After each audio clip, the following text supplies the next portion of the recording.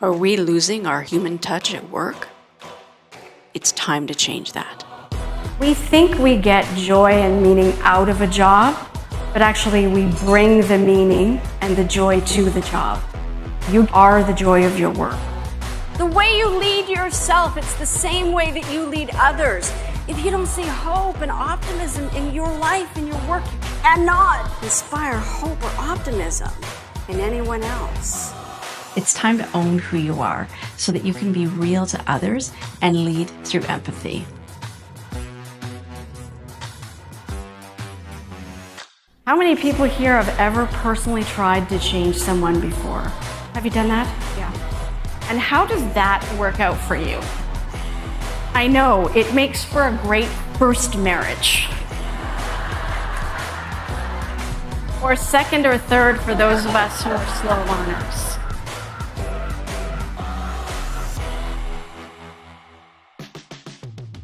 I have an entire life history of trying to control people, and only for two reasons. Number one, I care. You'd never try to control an outcome unless you cared. And secondly, I know what's best for them. It's like a good friend of mine has had 4 husbands. I said to her, what was wrong with all those men? Because who's the common denominator? Everywhere you go, there you are. You see, if your worth is tied to your work, if your work is up and down, then you will be too. We will tend to do urgent things instead of the important things. But if we did the important things, the urgent things, they would tend to go away. Because our circumstances, they cannot stress us out.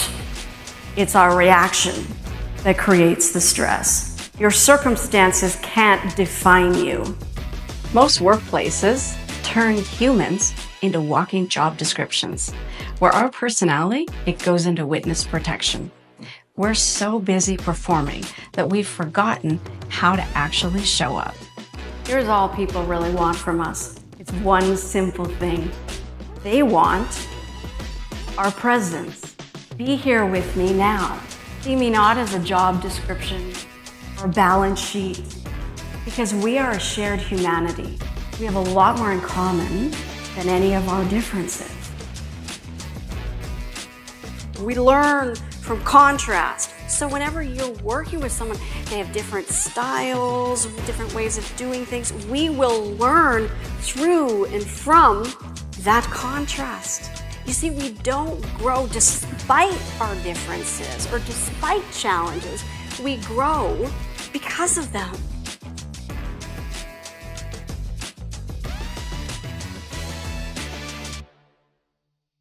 How many of you know 3 people?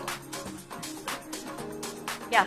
Well, statistically, one of them has mental health issues. Well, how many people here talk to yourselves a lot?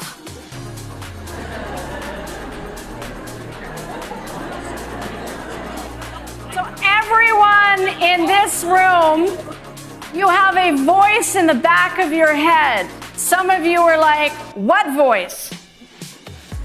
That's the voice. That voice is predominantly negative. Over 75% of that voice is negative, and over 90% of what it says is the same thing it said yesterday, 10 years ago, 20 years ago. So it works like this. We have thoughts which you think them over and over again. They become beliefs. Those beliefs turn into habits, and they become a part of your character. So we live in more like an autopilot. Most of it is unconscious, not conscious, but a lot of those behaviors is really why we don't reach our potential.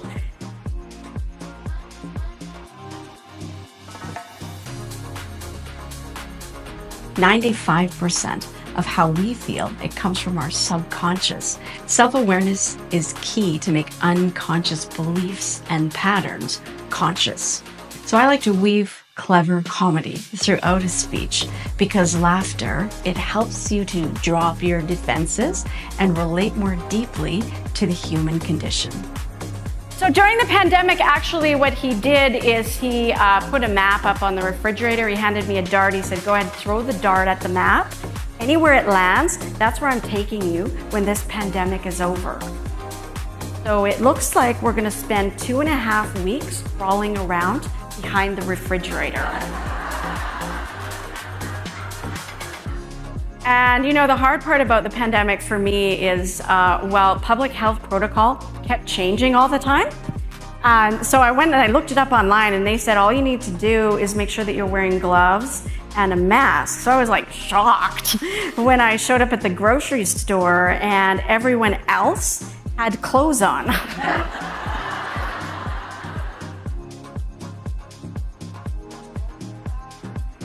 I've presented for hundreds of Fortune 500 companies, and I've seen how we accidentally disconnect from our authentic selves.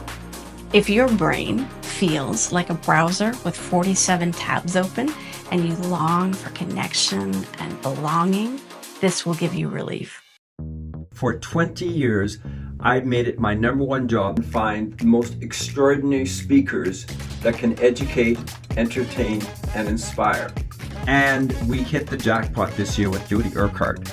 Her presentation was absolutely brilliant. It was a humorous presentation, and there was substance.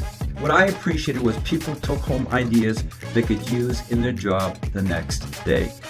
Focus on where you're headed, not where you're at. Focus on what you like about life and yourself and your work, not on what you don't like. Believe in people. Don't worry about them. So happiness is really important to me. And I like to help people find it because it's a state of being. Not something you earn, it's something that you are. It's something that you own.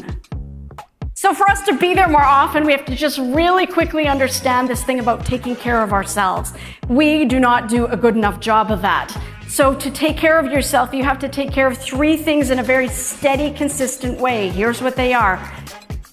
You have to eat properly, you have to sleep, and you have to drink water. But most people don't do all 3 things in a consistent way. And as a result of that, statistically, we will make decisions on emotion, not logic. We tend to create problems instead of solving them.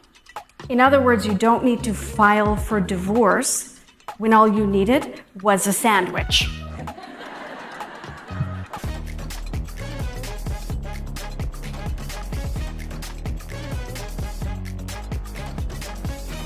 Join us for a session that's deep enough to ponder your life choices, but funny enough not to take it personally.